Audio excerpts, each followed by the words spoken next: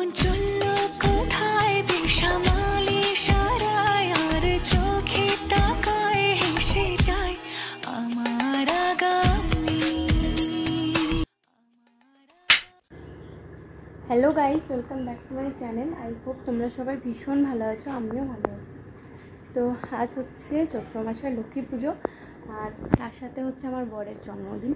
তো চলো আজকের ব্লগটা দেখতে থাকো। এখন হচ্ছে আমি পুজো সাজালাম, স্নান টান করে এখন বাজে 9টা বাজতে যাই, এখনও 9টা বাজেনি। আমার অনেকক্ষণ পুজো সাজানো কমপ্লিট, এখন বসে আছি ঠাকুরমশাইয়ের অপেক্ষায়। তো চলো, আমাদের হচ্ছে মাটির বাড়িতেই হচ্ছে আমাদের পুজোটা হয়। আছে মাটির বাড়িতেই হচ্ছে পুজোটা হয়। তো চলো তোমাদের সঙ্গে আমার ঠাকুর সাজানোটা শেয়ার করি।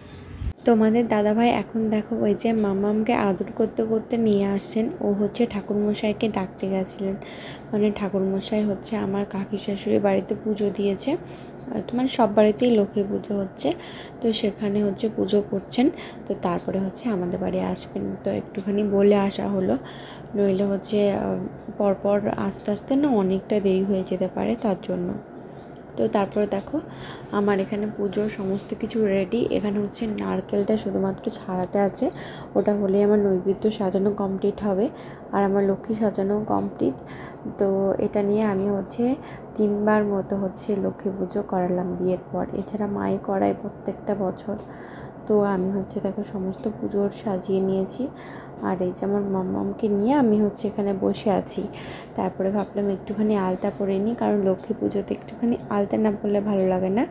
তো ঠাকুর আসতে লেট করছিল, ভাবলাম কি করব, বসে বসে একটু আলতাই পরে নিই, তো একটুখানি আলতা পরে নিয়েছি। তো ঠিক করে বসেই ছিলাম, ভাবলাম একটু আলতা পরে নিই, তো একটু আলতা পরলাম। আর এখন হচ্ছে অপেক্ষা করছি ঠাকুরমশাই আসবেন, ঠাকুরমশাই আসলেই হচ্ছে আমার পুজো হবে। এখন হচ্ছে রান্না বান্না, কি রান্না বান্না হচ্ছে তোমাদের সঙ্গে একটুখানি শেয়ার করে দিই। সব হয়ে গেছে, এখন মাছের ঝোল হচ্ছে। এই যে দেখো মাছ কষে রাখা হয়েছে,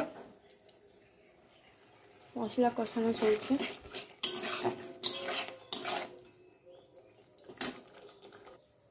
এখানে হয়েছে আম দিয়ে মসুরির ডাল, আর এখানে হচ্ছে হ্যাঞ্চা শাক ভাজা, এখানে আছে আলু, করলা আর পেঁয়াজ দিয়ে ভাজা, আর এই হচ্ছে এক পিস মাছ ভাজা ওর জন্য।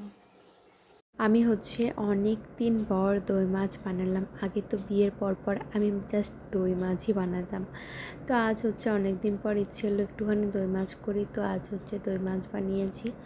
তো কেমন হয়েছে জানাবে। আর একটুখানি ঝোল রেখেছি, কারণ এটা দিয়ে ভাত খাওয়ার আছে, তো তার জন্য। আর বাকি কী রান্না হয়েছে তোমাদের সঙ্গে তো শেয়ার করলাম।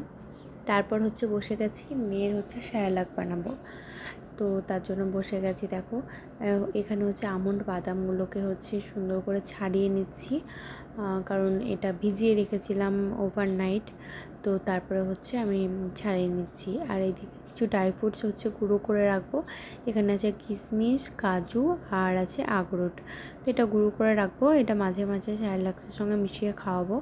আর এখানে দেখো সমস্ত কিছু যা যা দেবো সমস্ত কিছু আমি কিন্তু ওটস, মাখানা, জিরে আর ওই আমন্ড বাদামগুলোও হচ্ছে ভেজে নিয়েছিলাম।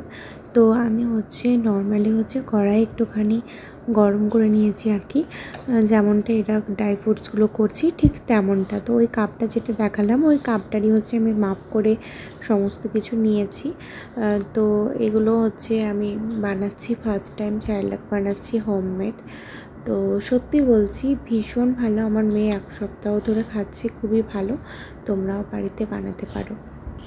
তো সমস্ত কিছু হচ্ছে আমি ব্লেন্ডারে হচ্ছে ব্লেন্ড করে নিয়েছি, আর তারপরে হচ্ছে তারের যে ছাঁকনিগুলো হয় সেটা দিয়ে ছেঁকে এই কৌটোর মধ্যে আমি হচ্ছে রেখে দিয়েছি।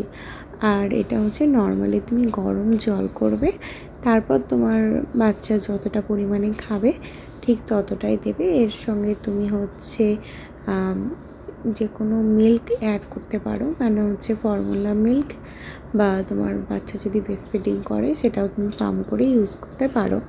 তো আমি হচ্ছে নর্মালিও খাওয়াই, কখনো কখনো এই ড্রাই ফ্রুটসটাও মিক্স করে খাওয়াই, আবার কখনো কখনো আমি ফর্মুলা মিল্ক অ্যাড করে খাওয়াই। তো আমার মেয়ে এমনিতে ব্রেস্ট ফিডিং করে। তো তারপরে দেখো আমার মেয়েকে এখন হচ্ছে আমি এটা খাওয়াচ্ছি, আর তোমাদের সঙ্গে শেয়ার করছি। তো আমি এর সঙ্গে কোনো রকম সুগার অ্যাড করি না, কারণ বাচ্চাদের 1 বছর অবধি সল্ট ইউজ করা যায় না, আর 2 বছর অবধি সুগার অ্যাড করা যায় না। তো তার জন্য আমি আমার মেয়েকে কোনো রকম সল্ট বা সুগার কিছুই অ্যাড করি না ওর খাবারে, আমি নর্মালি খাওয়াই। তো দেখো আমি স্যালাডটা খাওয়াচ্ছি, আর খাওয়াতে গেলে অনেক ঝামেলা হয়। তো যেমন ধরো প্রথম দুবার একটু একটু করে মুখে নিলেও ও লাস্টের দিকে একদমই খেতে চায় না, হয়তো ওর খিদে থাকে না।